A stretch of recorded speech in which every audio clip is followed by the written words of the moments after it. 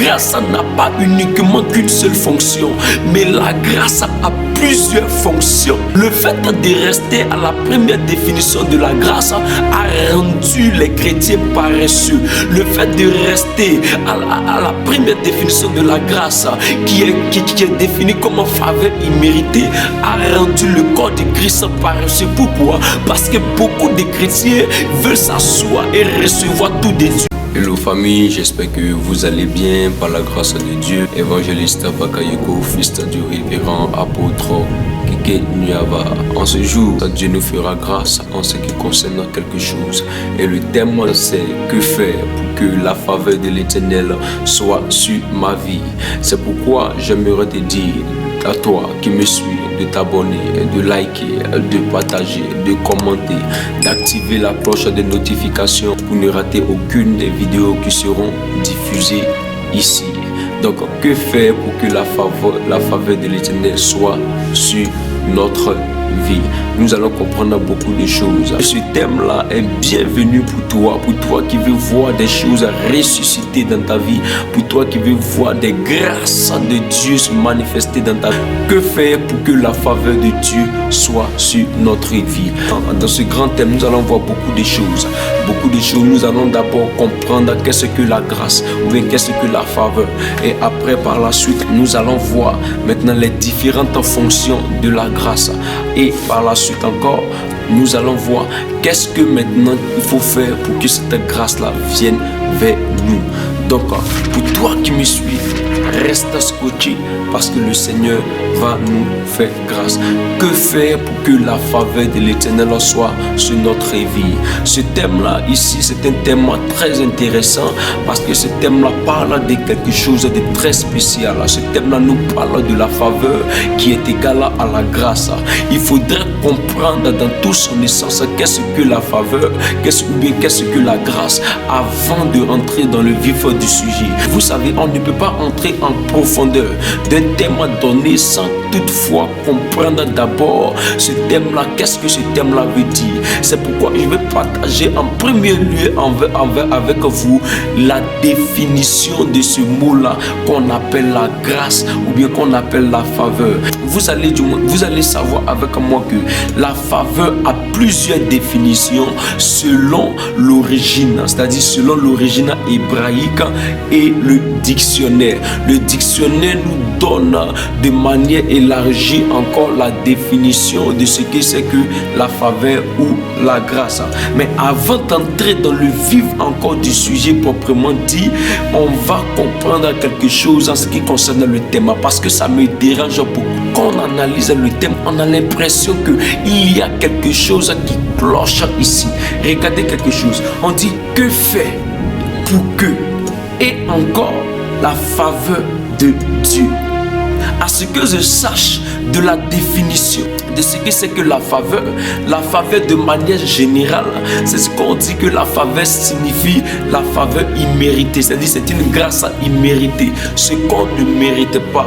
Mais ce qui me gêne, si on ne mérite pas quelque chose, mais pourquoi est-ce que ce thème-là vient nous dire que faire pour que? Donc ça veut dire que normalement si on ne mérite rien, on ne doit rien faire pour avoir quelque chose. Mais ce thème-là vient nous dire que faire pour que la grâce de Dieu soit sur notre vie. On dit une faveur imméritée, donc on ne doit rien faire pour pouvoir avoir. Mais pourquoi est-ce que ce thème-là vient nous dire qu'il faut faire quelque chose d'abord avant d'avoir la grâce? Cela veut dire que la définition de la grâce ne se résume pas seulement à ce que c'est que la faveur imméritée. Et à ce niveau, je me suis posé la question de savoir, est-ce que la définition de la grâce est-elle complète? Je peux répondre à la suite de ce qu'on vient de dire que la définition de la grâce n'est pas complète parce que quelque part on nous dit qu'on fait quelque chose pour pouvoir avoir la grâce. Donc on va encore aller découvrir les autres définitions de la grâce. Vous savez pourquoi je me suis posé cette question? Parce que souvent il y a beaucoup de choses que nous faisons de par notre propre force dans le but d'obtenir un résultat, mais en fin de compte nous disons c'est la grâce de Dieu.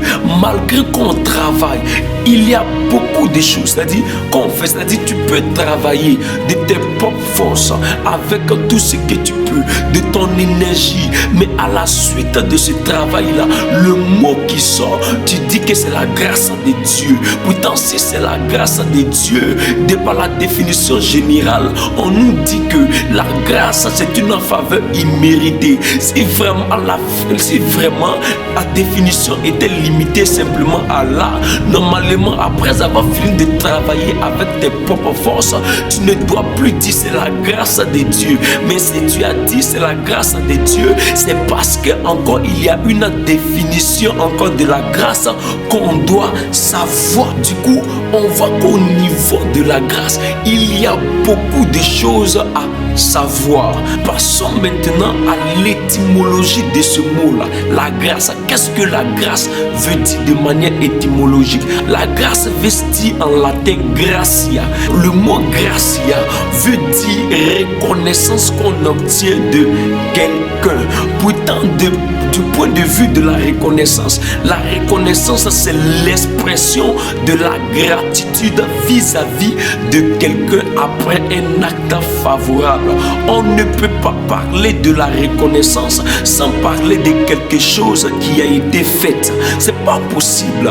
Pour qu'on puisse parler de la reconnaissance, c'est qu'auparavant il y a un acte positif, il y a un acte appréciatif qui a été posé. Pourtant, si on se limite simplement à ce que la grâce veut dire faveur imméritée, la définition originelle là ne serait fausse. Mais quand on revient à la source de ce mot qui veut dire gratia, ça veut dire la reconnaissance qu'on obtient de quelqu'un. La reconnaissance aussi, ça veut dire le fait de manifester la gratitude à l'égard d'une personne après avoir posé un acte appréciatif. C'est à la suite d'un acte appréciatif qu'on parle de la reconnaissance. Donc cela veut dire que la grâce aussi se manifeste à la suite d'un acte favorable. Donc cela veut dire que la grâce aussi se manifeste à la suite d'un acte appréciatif. Cela veut dire que la grâce aussi se manifeste à la suite d'un acte positif. Donc si la grâce se manifeste à la suite d'un acte positif, ça veut dire que la définition générale de ce que la grâce est imméritée est limitée. Donc maintenant on passe à quelque chose qui nous est révélé ici, que la grâce là encore veut dire quelque chose qu'on obtient à la suite d'un acte appréciatif. Si on obtient quelque chose à la suite d'un acte appréciatif, cela veut dire qu'il y a un effort à fournir. C'est pourquoi à ce niveau-là, on ne s'arrête pas simplement à la grâce imméritée, mais aussi la définition de la grâce, ça veut dire aussi la faveur méritée. La grâce se mérite. La grâce se mérite. De par cette définition-là originelle, on comprend que la grâce se mérite. Mes frères, mes soeurs, la grâce aussi se mérite. Le fait de rester à la première définition de la grâce a rendu les chrétiens paresseux. Le fait de rester à la première définition de la grâce qui est définie comme faveur imméritée a rendu le corps de Christ paresseux. Pourquoi? Parce que beaucoup de chrétiens veulent s'asseoir et recevoir tout de Dieu. La grâce aussi se mérite. Quand nous prenons encore la définition latine de la grâce, ça veut dire charme. Pourtant le charme se définit comme l'attraction. Quand on parle de charme, on parle de l'attraction. Quand on parle de charme, on parle de ce qui attire. C'est pourquoi ici encore nous est révélé une autre fonction de la grâce que beaucoup ignorent, qui est la fonction attirante. C'est pourquoi la grâce n'a pas uniquement qu'une seule fonction, mais la grâce a plusieurs fonctions. La première fonction de la grâce que tu dois retenir, c'est que la grâce a une fonction, ce qu'on appelle la fonction imméritée. Ça, c'est le premier niveau de la grâce. Il y a certaines grâces qu'on ne mérite pas. Exemple, je prends un exemple. La vie que nous avons, c'est une grâce. On ne mérite pas cette vie-là. On ne la mérite pas, cette vie-là. Frère, on n'a pas payé de prix pour mériter cette vie. C'est Dieu lui-même qui nous a fait grâce. Quand on parle aussi de la grâce imméritée, immérité à ce niveau-là. On parle de lorsque la Bible parle, quand il pleut sur les justes, il pleut aussi sur les méchants. Ça, c'est ça la grâce. On ne mérite pas la pluie, mais Dieu fait descendre la pluie sur nous. C'est ça la grâce, frère. La grâce imméritée. Donc ne comprenons pas que la grâce imméritée là, c'est le fait de s'asseoir et de recevoir la bénédiction uniquement. Non, ça c'est le niveau premier de la grâce. Donc ça c'est la première fonction de la grâce. Donc vous voyez, voici la première fonction de la grâce, qui est la fonction imméritée, c'est-à-dire ce qu'on ne mérite pas. La Bible dit dans le livre de Luc 1 à partir du verset 28, la Bible déclare que l'ange entra chez elle. On parle de Marie. L'ange entra chez elle et dit: je te salue, toi à qui une grâce a été faite. Le Seigneur est avec toi. Troublée par cette parole, Marie se demandait ce que pouvait signifier une telle salutation.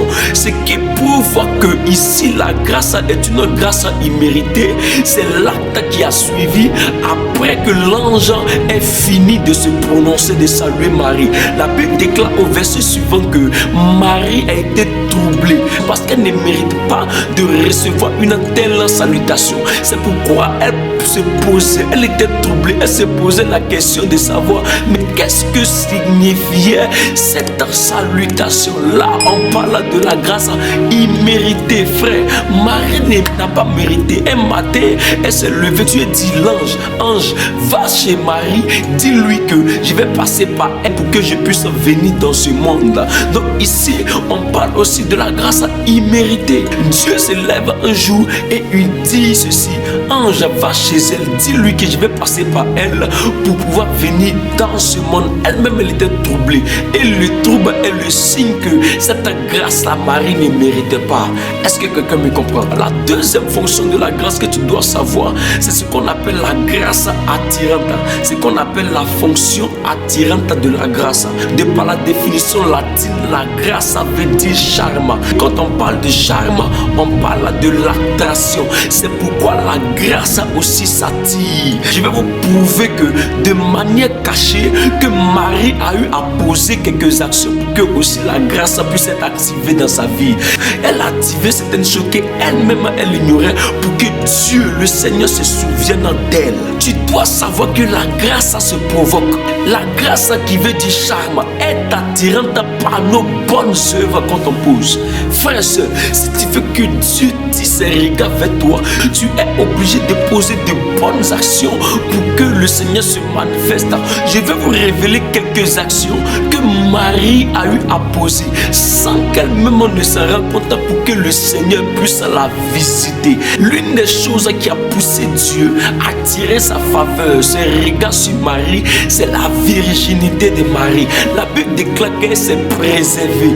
Marie s'est préservée pendant que Bintou est en train de courir à gauche, à droite, pendant qu'Aïa est en train de courir derrière 2 garçons, 3 garçons, pendant que Aïa, Adjoua, Amoué est en train de faire certaines choses, Bibata est en train de faire cela, Bintou est en train de sortir avec Marie des gens, pendant que Bintou est en train de s'amuser, en train de commettre l'impudicité. La Bible déclare qu'en ce même temps-là, il y avait une femme qu'on appelait Marie qui consacrait son corps. Dans la consécration de son corps a poussé les regards favorables vers elle. Marie s'est distinguée d'entre les femmes de cette génération. C'est pourquoi le Seigneur s'est manifesté dans sa vie. La virginité de Marie a tiré les regards de Dieu vers elle. Frère, si tu veux que les regards de Dieu soient sur toi, se braquent sur toi, tu es obligé de poser de bonnes œuvres. Tu dois poser de bonnes œuvres. Tu dois rester sanctifié. Marie a gardé sa virginité. Marie craignait Dieu. Marie avait l'amour de Dieu. Et c'est pourquoi la grâce de Dieu a été portée vers elle. Frère, il y a une des fonctions de la grâce dont on n'a pas parlé, qu'on appelle la grâce salvatrice. La grâce salvatrice, on peut voir aussi cette manifestation de cette grâce-là dans le livre de Jean 8, où la Bible parle de la femme qui devait être condamnée, qui était surprise en flagrant délit d'adultère, qui devait être lapidée. La Bible déclare là qu'elle devait être lapidée, elle devait mourir.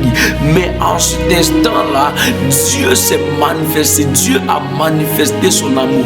Le Seigneur Jésus a manifesté son amour et il a tiré cette grâce salvatrice sur cette femme. C'est pourquoi elle a été sauvée de la mort. La grâce aussi salvatrice se manifeste souvent quand le diable planifie certains accidents et puis Dieu les épargne. C'est ce qui c'est que la grâce salvatrice. Donc tu comprends avec moi que on ne s'arrête pas seulement à ce qu'on appelle la grâce imméritée, mais on va au-delà de la grâce imméritée. Dieu a besoin des chrétiens, non qui s'enseignent seulement pour attendre la grâce, mais des chrétiens qui provoquent la grâce. Dieu a besoin des chrétiens qui ne vont plus s'asseoir pour attendre la grâce, mais qui vont se lever et provoquer la grâce. Dieu a besoin de toi.